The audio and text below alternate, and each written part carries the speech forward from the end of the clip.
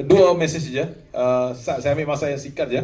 Iaitu satu, saya ingin mengucapkan ribuan terima kasih kepada pengertik yang mengerti tentang the title, the Chris, yang the Chris tadi. Tadi saya terlihat banyak juga yang ada dalam media-media sosial ya.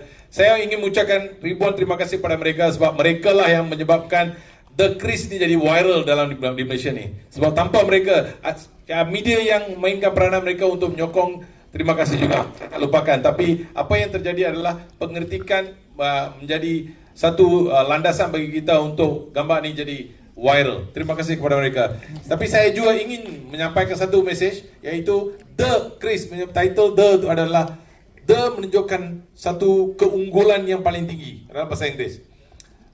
Lepas tu kita ada satu keputusan yang mana diubah di Kedah, di negeri Kedah tu kita ada ubah sikit jadi Al Chris. Al menunjukkan satu-satunya Chris dalam bahasa Arab.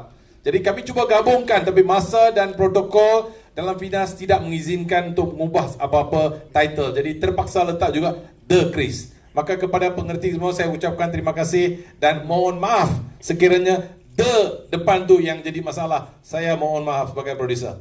Yang kedua adalah saya menyampaikan satu cerita berkenaan dengan sejarah. Saya harapkan tanpa kita sentuh tentang commercial value yang ada, tapi saya cuma nak sampaikan satu sejarah yang tertinggal, telah pun dinotakan seperti mana yang dinotakan kepada Mat Kilau.